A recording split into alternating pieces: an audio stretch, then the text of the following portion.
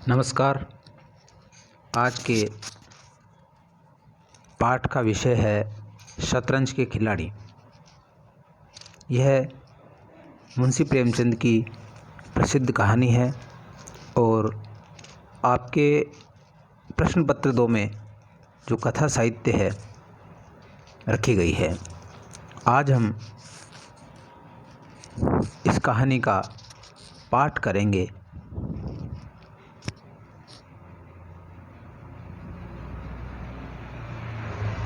जैसा कि हमने कल के वीडियो लेक्चर में ये जाना कि यह एक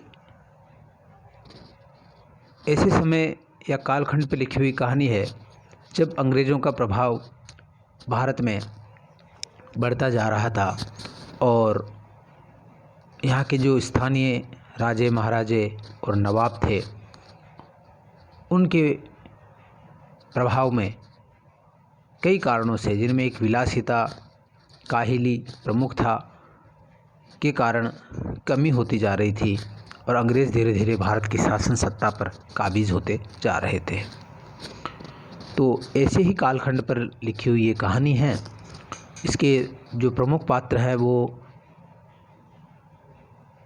मिर्ज़ा और मीर साहब है।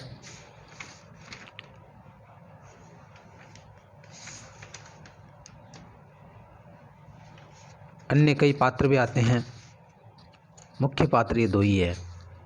तो प्रेमचंद कहानी की शुरुआत वाजिद अली शाह के समय से करते हैं, उसका वर्णन करते हैं, उसके ब्यौरे देते हैं और वहाँ से शुरू करते हैं। तो हम पाठ को आरंभ करते हैं। वाजिद अली शाह का समय था। लखनऊ विलासिता के रंग में डूबा हुआ था। छोटे बड़े, गरीब अमीर सभी विलासिता में डूबे हुए थे। कोई नृत्य और गान की मजलिस सजाता था तो कोई अफीम की पिनक में ही मज़े लेता था। जीवन के प्रत्येक विभाग में आमोद प्रमोद का प्राधान्य था। शासन विभाग में, साहित्य क्षेत्र में, सामाजिक अवस्था में, कला कौशल में, उद्योग धंधों में, आहार व्यवहार में सर्वत्र विलासिता व्याप्त हो रही थी। राज कर्मचारी विषय वासना में, कविगण प्रेम और विरह के वर्णन में, कारीगर कलाबत्तू और चिकन बनाने में, व्यवसायी सुरमे, इत्र, मिस्सी और उपटन का रोजगार करने में लिप्त थे। सभी की आंखों में विलासिता का मद छाया हुआ था। संसार में क्या हो रहा है इसकी किसी को खबर न थी। बटेर लड़ रहे हैं, तीतरों की लड़ाई के लिए पाली बधी जा रही है, कहीं चौसर बिछी हुई है, पो 12 का शोर मचा हुआ है, कहीं शतरंज का घोर संग्राम छिड़ा हुआ है। राजा से लेकर रंक तक इसी धुन में मस्त थे। यहाँ तक कि फकीरों को पैसे मिलते तो वे रोटियां न लेकर अफीम खाते या मादक पीते। शतरंज, ताश, गंजीफा खेलने से बुद्धि तेज होती है, विचार शक्ति का विकास होता है, पेचीदा मसलों को सुलझाने की आदत पड़ती है। ये दलीलें जोरों के साथ पेश की जाती थी। इस संप्रदाय के लोगों से दुनिया अब भी खाली नहीं है। तो इस पैराग्राफ में हम देख रहे हैं कि उस समय का जो परिदृश्य है, सामाजिक परिदृश्य है, कि एक पूरा व्यापक चित्र यहाँ प्रेमचंद उपस्थित करते हैं, जिसमें सभी को वो शामिल कर लेते हैं कि किस प्रकार से जब समाज का कुलीन वर्ग भोग विलास में डूबा हुआ है तो उसका प्रभाव समाज के सभी क्षेत्रों पर पड़ता है। यथा राजा तथा प्रजा वाली बात है। तो सभी लोग विलासिता में डूबे हुए हैं और उसके कारण से उनका आर्थिक, सामाजिक और हर तरह का जो पहलू है जीवन का, वो उस विलासिता से प्रभावित हो रहा था। ये हम इसमें देख रहे हैं और लोग उसी विलासिता को सही सिद्ध कर रहे थे। इसलिए शतरंज के पक्ष में कई तरह की दलीलें लोग देते थे कि तो बहुत अच्छा गेम है और इससे दिमाग बढ़ता है, मुश्किलों का समाधान करने में आदत इससे पड़ती है। इस तरह की दलीलें लोग बाग देते थे। इसी तरह कविता के अंदर सबसे अधिक जो विषय पर कविताएं लिखी जा रही थी वो प्रेम और विरह वर्णन की कविताएं ज़्यादा लिखी जा रही थी, क्योंकि विलासिता में यही होता था। सुरा सुंदरी का ही प्राधान्य जीवन के हर पक्ष में था।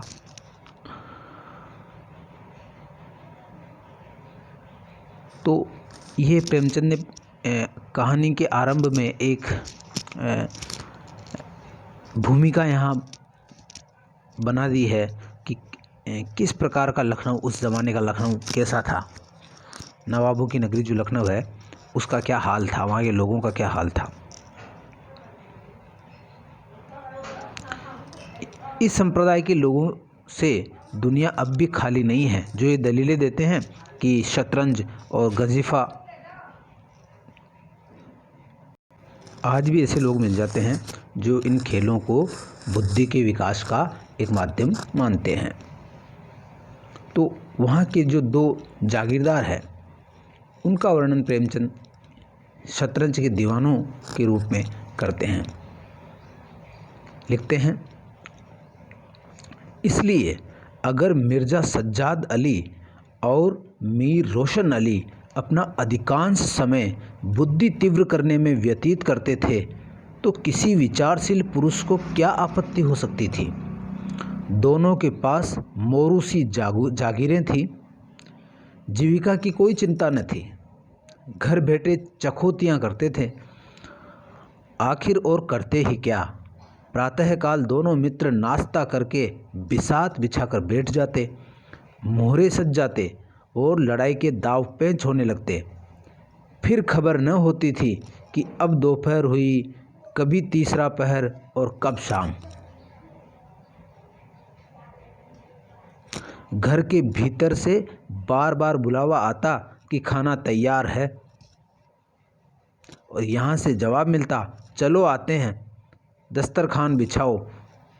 यहाँ तक कि बावर्ची विवश हो कमरे में ही खाना रख जाता था और दोनों मित्र दोनों काम साथ साथ करते थे। मिर्ज़ा सज्जाद अली के घर में कोई बड़ा बूढ़ा न था, इसलिए उन्हीं के दीवान खाने में बाजियां होती थी। मगर यह बात न थी कि मिर्ज़ा के घर के और लोग उनके इस व्यवहार से खुश हों।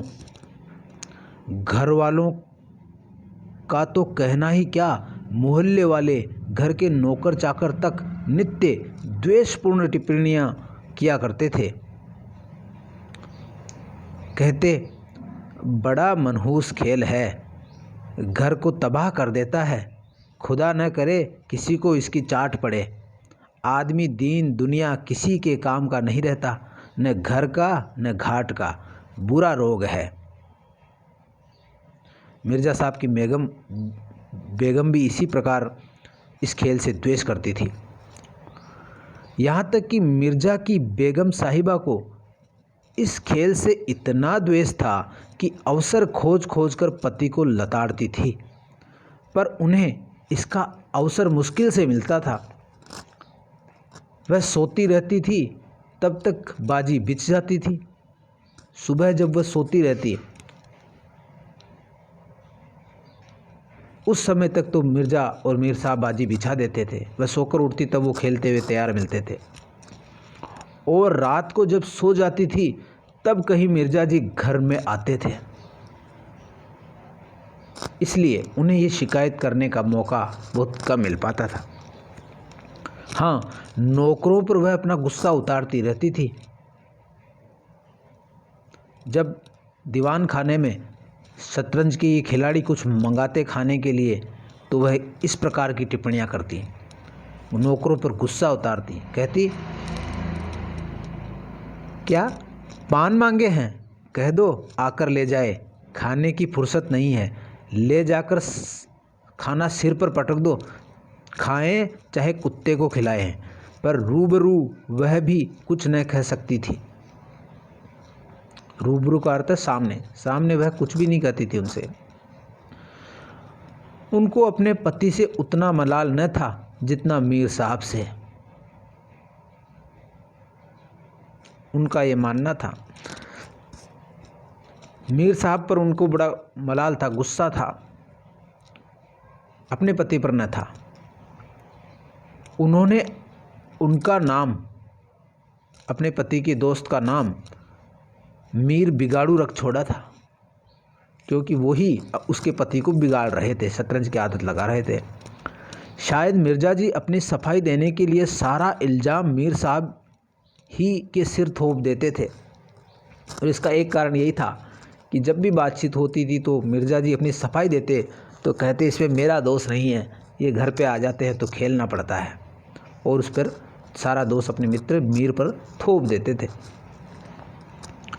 एक दिन की बात है, बेगम साहबा के सिर में दर्द होने लगा। उन्होंने नौकरानी से कहा, जाकर मिर्ज़ा साहब को बुला ला, किसी हकीम के यहाँ से दवा लाएं, दौड़ जल्दी कर। नौकरानी गई तो मिर्ज़ा जी ने कहा, चल अभी आते हैं। बेगम साहबा का मिजाज गर्म था। इतनी ताब कहाँ कि उनका सिर में दर्द हो और पति शतरंज खेलता रहे। चेहरा सुर्ख हो गया, लाल हो गया। नौकरानी से कहा, जाकर कहे अभी चलिए, नहीं तो वह आप ही हकीम के यहाँ चली जाएंगी। मिर्ज़ा जी बड़ी दिलचस्प बाजी खेल रहे थे। 2 ही किस्तों में मीर साहब की मात हुई जाती थी, मात यानी हार हुई जाती थी। झुंझला कर बोले, क्या ऐसा दम लबों पर है, जरा सब्र नहीं होता। नौकरानी से कहा कि क्या प्राण लबों पर आ रहे हैं, जरा सी सब्र नहीं होती। तब उनके दोस्त जो प्रतिद्वंदी थे मीर साहब, वो बोले, अरे तो जाकर सुन ही आइए न, औरतें नाजुक मिजाज होती ही हैं। नाजुक मिजाज का अर्थ है यानी बहुत जल्द सुख दुख का एहसास करने वाली, मिजाज बहुत नाजुक होना। मिर्ज़ा जी कहते हैं, जी हाँ, चला क्यों न जाऊं, 2 किस्तों में आपकी हार जो होती है। मीर, जनाब इस भरोसे न रहिएगा, यह चाल सोची है कि आपके मुहरे धरे रहें और मात हो जाए, पर जाइए सुनाइए, क्यों खामखा उनका दिल दुखाइएगा। मिर्ज़ा कहते हैं, इसी बात पर मात ही करके जाऊंगा। मीर साहब ने कहा, मैं खेलूंगा ही नहीं, आप जाकर सुनाइए। अरे यार, जाना पड़ेगा हकीम के यहाँ, सिर दर्द खाक नहीं है, मुझे परेशान करने का बहाना है। मीर कहते हैं, कुछ भी हो उनकी खातिर तो करनी ही पड़ेगी। मिर्ज़ा, अच्छा एक चाल और चल लूँ। मीर, हरगिज़ नहीं, जब तक आप उनकी सुन न आएंगे मैं मुहरे में हाथ ही न लगाऊंगा। तो इस प्रकार जब मीर साहब ने हाथ खड़े कर दिए तो मिर्ज़ा साहब को मजबूर होकर अपनी पत्नी की खातिर करने के लिए अंदर जाना पड़ा। मिर्ज़ा साहब मजबूर होकर अंदर गए तो बेगम साहबा ने त्योरियां बदलकर लेकिन कराहते हुए कहा, तुम्हें निगोड़ी शतरंज इतनी प्यारी है, चाहे कोई मर ही जाए पर उठने का नाम नहीं लेते। नौज, कोई तुम जैसा आदमी हो कि तुम जैसा आदमी किसी को न मिले।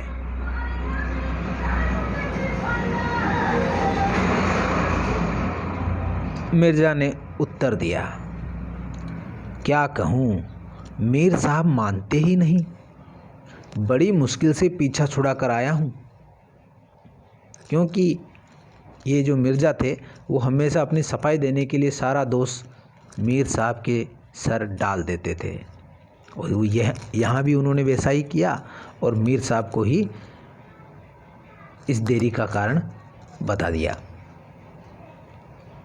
बेगम, क्या जैसे वह खुद निखट्टू है वैसे ही सबको समझते हैं, उनके भी तो बाल बच्चे हैं, यह सबका सफाया कर डाला। मिर्ज़ा बोले, बड़ा लती आदमी है, जब आता है तब मजबूर होकर मुझे भी खेलना पड़ता है। बेगम ने उत्तर दिया, दुत्कार क्यों नहीं देते? मिर्जा, बराबर के आदमी हैं, उम्र में दर्जे में मुझसे 2 उंगल ऊंचे, मुलाहिजा करना ही पड़ता है, थोड़ा लिहाज करना पड़ता है। मुलाहिजा यानी लिहाज करना, उनकी उम्र का, दर्जे का कुछ लिहाज करना पड़ता है, इसलिए उनके साथ खेलना पड़ता है। बेगम, तो मैं ही दुत्कारे देती हूँ, नाराज़ हो जाएंगे हो जाएं, क्या किसी की रोटियां चला देते हैं? रानी रूठेंगी अपना सुहाग लेगी। हरिया, जा बाहर से शतरंज उठा ला, मीर साहब से कहना मियाँ अब न खेलेंगे, आप तशरीफ़ ले जाइए। मिर्जा, हाँ हाँ, कहीं ऐसा गजब भी न करना, जलील करना चाहती हो क्या? ठहर हरिया, कहाँ जाती है? बेगम, जाने क्यों नहीं देते? मेरा ही खून पिए जो उसे रोके। अच्छा उसे रोको, मुझे रोको तो जानूं। ये कहकर बेगम साहबा झल्लाई हुई दीवान खाने की तरफ चली। जब बेगम साहबा को आते हुए देखा तो बेचारे मिर्जा बेचारे का रंग उड़ गया। बीबी की मिन्नतें करने लगे, कहने लगे, खुदा के लिए तुम्हें हज़रत हुसैन की कसम है, मेरी ही मैयत देखें जो उधर जाएं। मैयत यानी मौत। लेकिन बेगम एक न मानी, दीवान खाने के द्वार तक गई, पर एकाएक पर पुरुष के सामने जाते हुए पांव बंद से गए।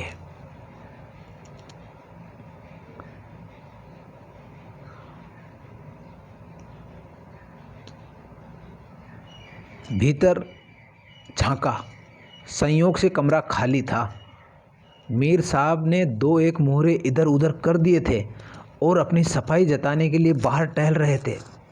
गड़बड़ मीर साहब ने भी कर दी थी और मोहरे बदल ही दिए थे अपनी आदत के अनुसार, और सफाई जताने के लिए कि मैंने कुछ नहीं किया है, बाहर टहल रहे थे बरामदे में। फिर क्या था, वहाँ किसी को न देख बेगम ने अंदर पहुंचकर बाजी उलट दी, मोहरे कुछ तख्त के नीचे फेंक दिए, कुछ बाहर, और किवाड़ अंदर से बंद करके कुंडी लगा दी।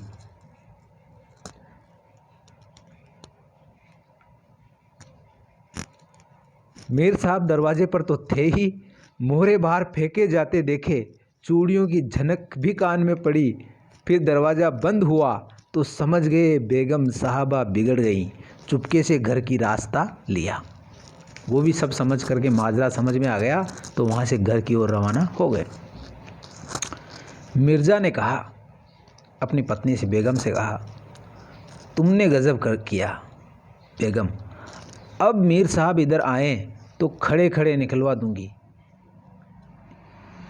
जितनी लो इस शतरंज से लगा रखी है, इतनी लो खुदा के में लगाते तो वली हो जाते। आप तो शतरंज खेले और मैं यहाँ चूल्हे चक्की की फिक्र में सिर खपाऊं। जाते हो हकीम के पास कि अब भी तामुल है, तामुल यानी सोच विचार, क्या अब भी विचार करोगे या हकीम के पास जाओगे? मिर्ज़ा घर से निकले तो हकीम के घर जाने के बदले सीधे मीर साहब के घर पहुँचे और सारा वृत्तांत कहा। सारी कहानी उन्होंने जाकर के सुनाई। मीर साहब बोले, सारा वृत्तांत समस्या सुन के मीर साहब बोले, मैंने तो जब मोहरे बाहर आते देखे तभी ताड़ गया, फौरन भागा, बड़ी गुस्सेवर मालूम होती है। अगर आपने उन्हें यूं ही सिर चढ़ा रखा है, ये मुनासिब नहीं। उन्हें इससे क्या मतलब कि आप बाहर क्या करते हैं? घर का इंतज़ाम करना उनका काम है, दूसरी बातों से उन्हें क्या सरोकार? मिर्ज़ा बोले, खैर यह तो बताइए अब कहाँ जमाव होगा? मीर, इसका क्या गम है, इतना बड़ा घर पड़ा हुआ है, बस यहीं जमे। जमे का मतलब शतरंज की बिसात को जमाएं, खेल जमाएं। मिर्ज़ा, लेकिन बेगम साहबा को कैसे मनाऊंगा? घर पर बैठा रहता था तब तो वह इतना बिगड़ती थी, यहाँ बैठक होगी तो शायद जिंदा न छोड़ेंगी। मीर, अजी बकने भी दीजिए, दो चार रोज में आप ही ठीक हो जाएंगी। हाँ, आप इतना कीजिए कि आज से ज़रा तन जाइए। तो यहाँ पर कहानी का पहला खंड समाप्त होता है और कहानी के अंत में हम देख रहे हैं कि उस समय की जो महिलाओं के प्रति एक सामंती सोच है, एक पुरुषवादी जो सोच है कि पति को पत्नी पर तनकर रहना चाहिए और उसे सिर पर नहीं चढ़ाना चाहिए, जो अंतिम परिच्छेद में जो बातें आई है, उससे जो महिलाओं को एक विलासिता की वस्तु जो समझा जाता है सामंती सोच के तहत, उसी का यहाँ पर उद्घाटन मुंशी प्रेमचंद ने किया है। तो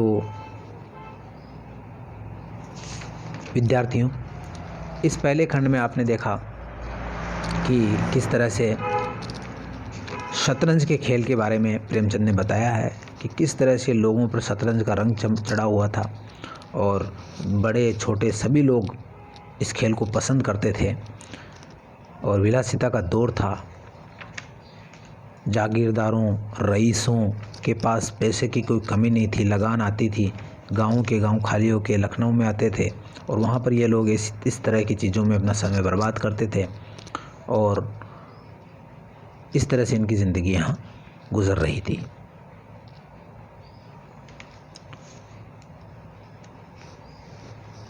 पाठ का अगला भाग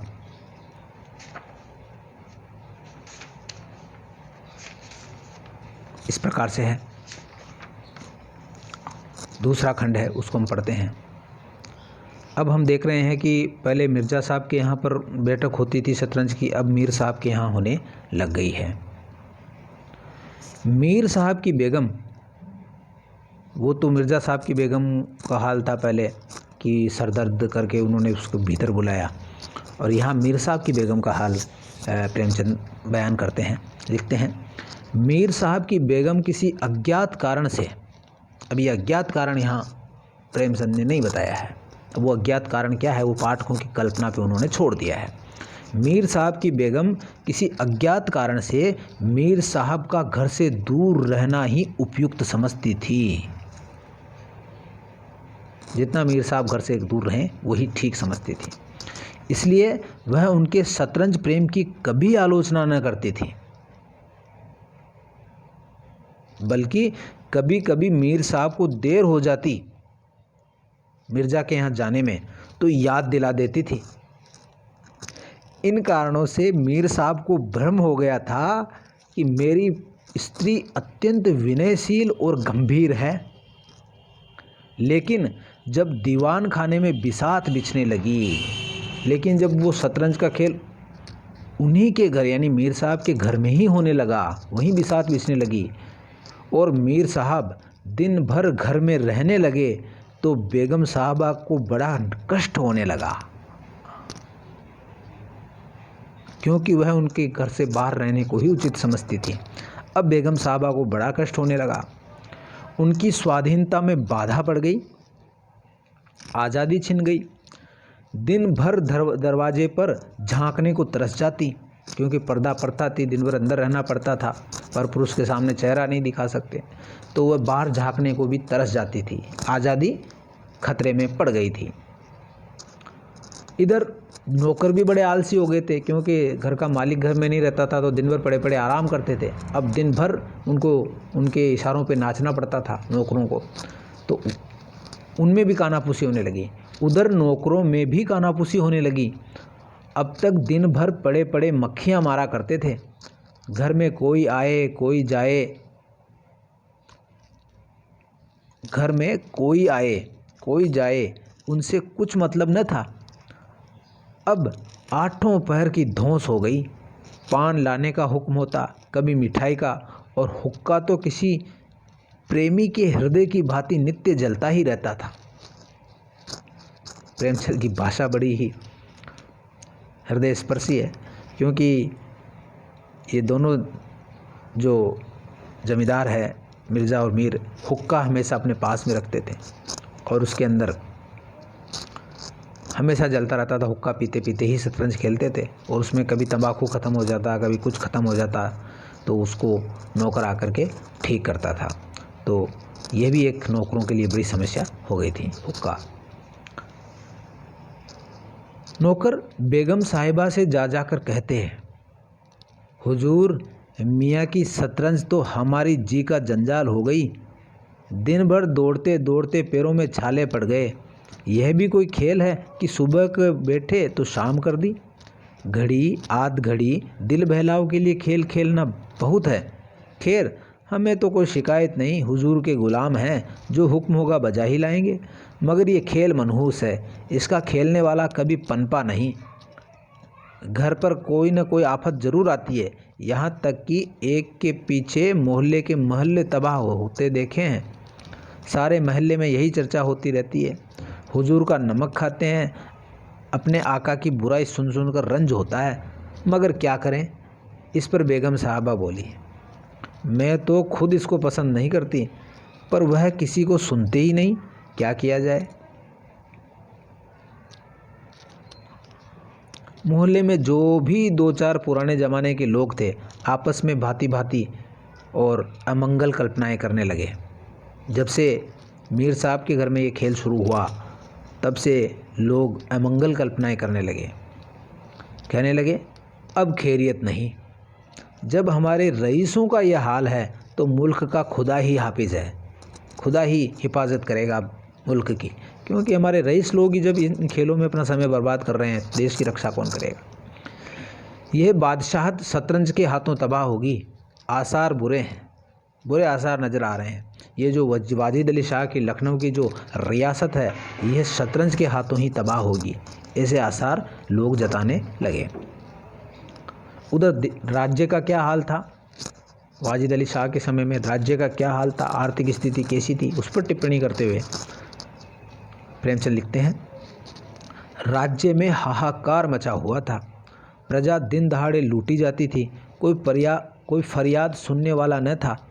देहातों की सारी दौलत लखनऊ में खिंची आती थी और वह दौलत वेश्याओं में, भांडों में और विलासिता के अन्य रंगों की पूर्ति में उड़ जाती थी। अंग्रेज कंपनी का ऋण दिन दिन बढ़ता जाता था। कमली दिन दिन भीग कर भारी होती जाती थी।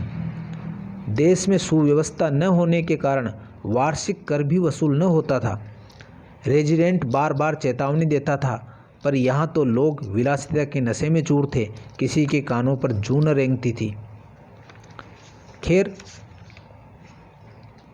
मीर साहब के दीवान खाने में शतरंज होते कई महीने गुजर गए। जब ये शतरंज का खेल मीर साहब के यहाँ शुरू हुआ तो कई महीनों तक वहाँ चलता रहा। कहानी का अगला भाग हम अगले पाठ में पूरा करेंगे।